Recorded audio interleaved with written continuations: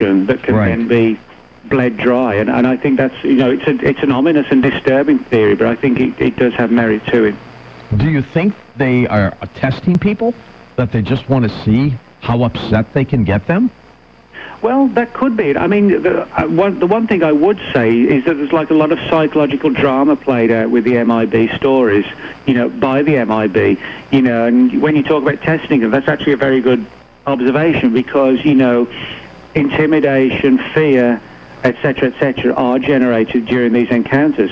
And as you pointed out, they don't take notes, they don't take photographs or anything like that, but they sit there intently staring at the witness.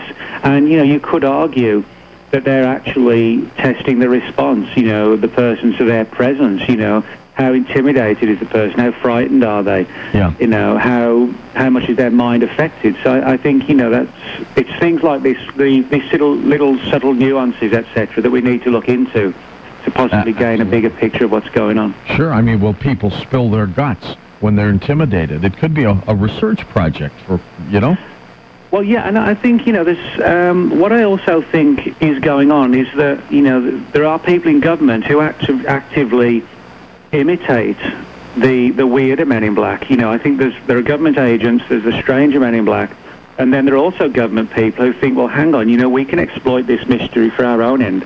Instead of flashing ID cards and then having John Smith run into his congressman complaining about what we're doing, how about we, portray ourselves as these stranger MIB, and then we know that if people report it, no one's going to take it seriously. So I think they actually employ the patterns of these other MIB, who the government people may not really have a full understanding of who the other ones are.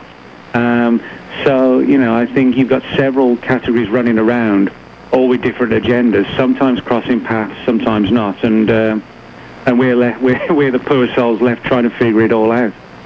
John Keel was the author, of course, of the Mothman Prophecies. While we're talking about them, he was confronted by an MIB, wasn't he? Yeah, this is one of the strangest and certainly most sensational stories that I uncovered for the book. Now, John Keel, as you rightly point out, Keel was a sort of groundbreaking author of a number of very good books, not just the Mothman Prophecies, but also Cosmic Question, Operation Trojan Horse.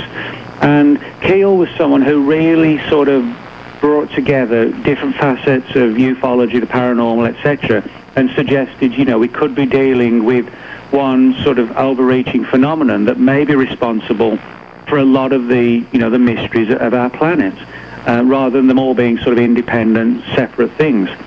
And one of the people I interviewed, because I wanted to get people's views on researchers like Keel, to see how their Men in Black views were kind of created and, nurtured over time. One of the people I interviewed was Brad Steiger. And Brad was quite happy to talk all about, people's MIB cases that he'd investigated. And when we got to Keel, Brad said, well, I have an interesting story about Keel. I've never really spoken about it, but, Keel's dead now, and I feel he told me, because he told me, I feel I can relate it to you.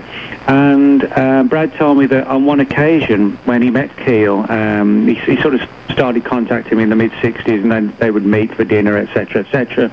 And he said on one occasion, Keel confided in Steiger that he was in his apartment one night, and 3 men in black, I won't say visited him, but literally, Keel told Steiger, they literally kind of manifested through the front door, as if they were like kind of semi-ethereal, not even physical entities in some respects, but just quite literally manifested through the door like a spectral beings. And this sort of really freaked out Keel, who, I guess thought he'd seen and heard it all and done it all.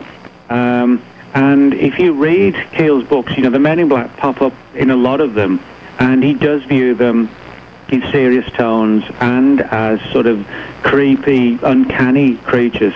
And based on this story that Brad told me, and Brad said he was absolutely convinced that, Keel wasn't pulling his leg or playing a joke. He said he looked deadly serious and frightened when he told him, of how these MIB appeared.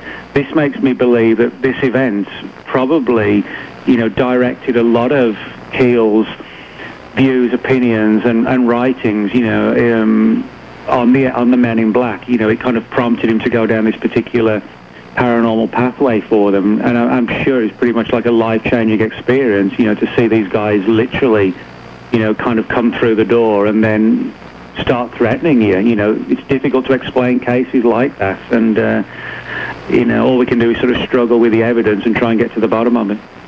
What do we know about Men in Black episodes in Scotland at the Loch Ness? Well, yeah, again, this is another perfect classic example of how, you know, the Men in Black turn up in the strangest places, where places which are already noted for weird activity, like Point Pleasant, West Virginia. And certainly Loch Ness, Scotland, is no different. Now, you know, Loch Ness, everybody associates Loch Ness with the Loch Ness Monster, or monsters, you know, if there are unknown animals in Loch Ness, which I think there are, you know, there would have to be a colony of them rather than, you know, just one or two. Unless, you know, they have, as I also think is a possibility, you know, they have some sort of paranormal overtone to them rather than just flesh and blood. And, you know, Loch Ness is a weird place. None other than Aleister Crowley, the famous occultist, actually had a house on the shores of Loch Ness in the early part of the 20th century and was engaged in rites and rituals there to try and summon up demons. There have been UFO sightings over Loch Ness. Lots of high strangeness, but one of the people who looked into the mystery of Loch Ness was a man named Ted Holliday. And in the 60s and early to mid-70s, Holliday spent a lot of time at Loch Ness and initially believed and concluded that the Loch Ness monsters were probably some sort of unknown animal, or possibly a creature that, you know, had survived extinction, that science believed became extinct, in, you know, the long distant past. The more Holliday began to look into the story of the Loch Ness Monster, the more he came around to the idea that it wasn't just weird, it seemed almost too weird. And he began to experience bizarre coincidences and synchronicities while he was at the loch. There were stories about him trying to photograph the monster, and cameras were jamming and pictures were coming out fogged. And this sort of really, you know, baffled Holliday to where he came to not, you know, to view reality as something very different to just the way he'd originally perceived it, quite understandably even. On one occasion, when his research was at its height, he had this sort of creepy feeling when he was near the shore of the loch that someone was watching him, and sure enough, there was sort of a classic proto-Man in Black just staring ominously and sort of coldly in his direction. And it really did sort of chill Ted Holliday to the bone. You know, he didn't know the man didn't say anything. It was just this horrible sort of feeling of dread that seemed to envelop Ted Holliday. Now, what made it even more disturbing was that exactly 1 year later, at the very same place where the Man in Black was standing at the time, Ted Holliday was felled with a near-fatal heart attack. Oh. And he realized, as the ambulance was basically, you know, pulled up and he was put on the stretcher and stretchered out of the area, he realized it was exactly where the Man in Black had been standing the previous year. And unfortunately, he did die young. He died at, I think he was 59 when he died in 1979. And so, you know, he had a tragic end, which health-wise, you know, you can speculate wasn't helped by this Man in Black encounter that subsequently, you know, he has a heart attack in the same area. So, you know, we have disturbing cases like this, but they're baffling as well because it has nothing to do with UFOs, but it links the MIB with kind of hovering around the fringes of cryptozoology and related things like that. It sure does. We'll get into a lot of that next hour, Nick. So, you know, as we look at this, and I want to talk about the possibilities of these Men in Black being extraterrestrial, government employees. What if they're not that, either one? What if there's some kind of life form from this planet, and they just want to know what's going on? Is that possible, or is that very remote? No, I think, you know, I think the one thing with the MIB is all bets are off, you know, when it comes to theories, because when you're dealing with a phenomenon that is so strange, then I think, you know, the onus is on us to not avoid looking for strange theories as to what's going on. I think, you know, that's natural, and it's right we should do that. I mean, you know, there has been speculation, the idea, for example, a researcher, the late Mac Tonys, put together the theory of the so-called crypto-terrestrials, as he called them, the idea that, you know, could it be that in the ancient past on our Earth there were species more advanced than us but related to us, and that have largely become extinct, and now that, you know, the human race has sort of taken over and infested the planet, and they've been reduced to sort of living on the fringes of society, underground or remote locations. And he speculated, you know, some of these human-like entities, could they actually be cryptoterrestrials, like an ancient offshoot of the human race that was sort of far more advanced? And, you know, when you see or hear the stories of the MIB, where they look kind of like us, but they cover their heads, you know, with these fedoras, they have wraparound glasses, they wear trench coats with turned-up collars. It's almost as if it's done not just for effect, but for camouflage. In other words, you know, by coming out at night and kind of moving around the cities in darkness in these particular outfits. Well, they're almost like robots, Nick. Hey, Nick, we're at the top of the hour. Hold on, we'll be right back on Coast to Coast AM.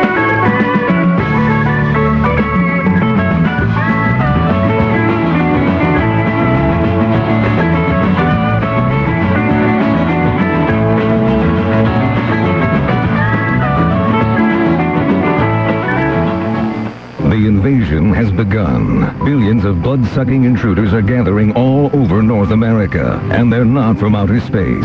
Who are these creatures? Bedbugs and fleas, and they have come to suck your blood. Scores of U.S. cities have become bedbug hotspots. Elsewhere, flea infestations in homes and on pets are on the rise. These insidious biting fleas have been linked to numerous infectious diseases. There is a solution, a chemical-free, non-toxic bedbug and flea killer called Best Yet Bedbug and Flea Killer Spray from Cedarside, created for the U.S. Army to kill sand fleas in the Middle East. Wipe out bedbugs and fleas, including eggs and larvae, wisely with Best Yet Bedbug and Flea Killer Spray. Best Yet is harmless to people, pets, and planet, deadly to bedbugs, fleas, and their eggs.